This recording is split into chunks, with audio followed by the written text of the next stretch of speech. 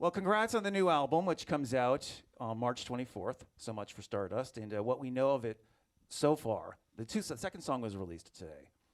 5 years since the last album was out. And what led you to decide that now is the time to put out an album and put out a Fall Out Boy record? I mean, I feel like when we were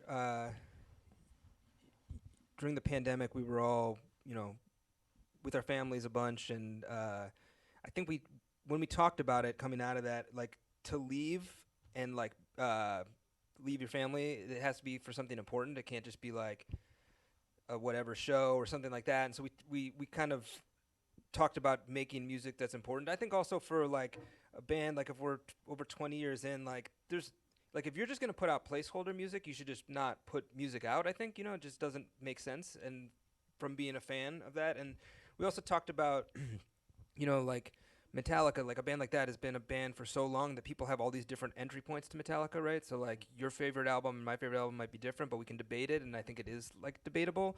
And I think that Fall Out Boy has some of that, and we hadn't made a record that tried to encompass all of our eras, like make the ultimate like Fall Out Boy record. And so I think that all kind of went into this one.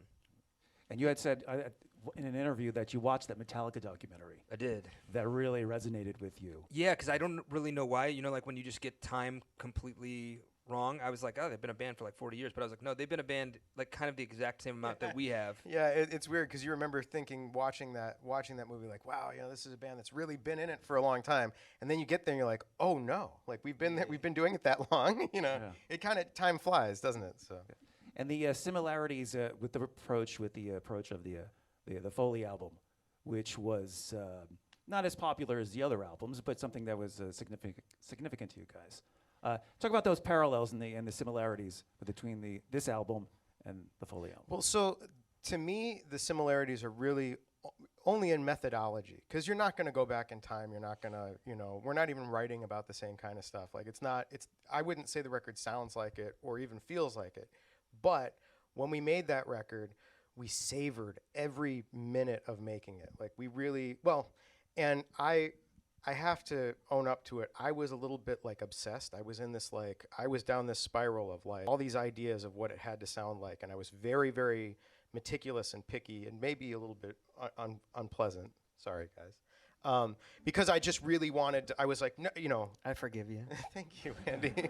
But I just really had to get this thing out. And Neil Avron, who produced it, was so amazing at guiding that, at carefully, meticulously, crafting a thing with you. And I was like, what if we did something like that now, when we're not all crabby at each other? And I gotta say, as not being Patrick, is that on Folie it was a little bit of a kitchen sink record where Patrick would put everything into it. Yeah. And I think that I've seen as you've grown as a writer that like you're able to rather than putting everything into it, you start with like finer ingredients or something. Yeah. And you know what I mean? Yeah, and totally. So, yeah. I that's what I noticed from this experience. Anybody ever seen Walk Hard?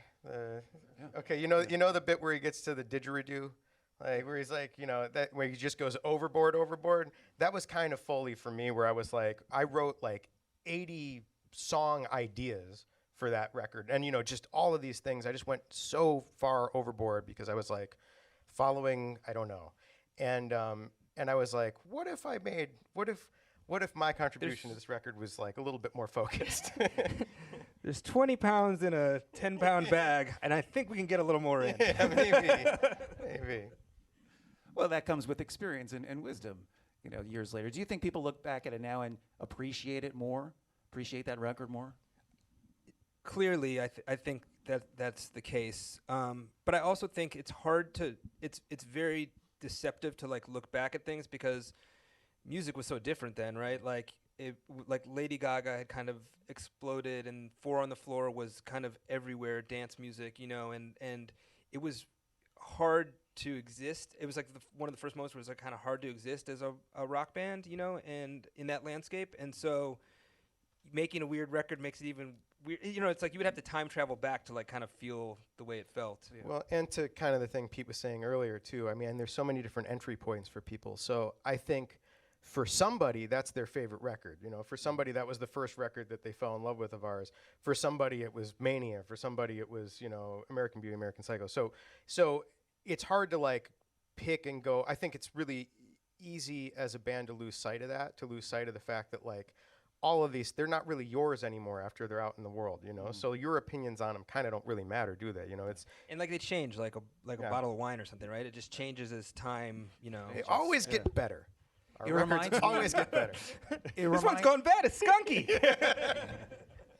It reminds me, since you work with Rivers a bunch, that it reminds me of the Pinkerton album. You know, at the time, people didn't care for the Pinkerton album. Which That- is because I remember that. I remember listening to it on Q101 and being obsessed with the record. And Love The Good Life. Yeah, amazing One of song. my favorite songs. Yeah. El Scorcho. It was a great. It had a great thing. It was a great record. But then, yeah, at the time, people were like, "Ooh," you know. Not the Blue Album. Yeah, and then in retrospect, that's one of the most beloved records. You know, Masterpiece. so. Right. Brian and Justin in the morning. And Chicago's alternative all day. Q101.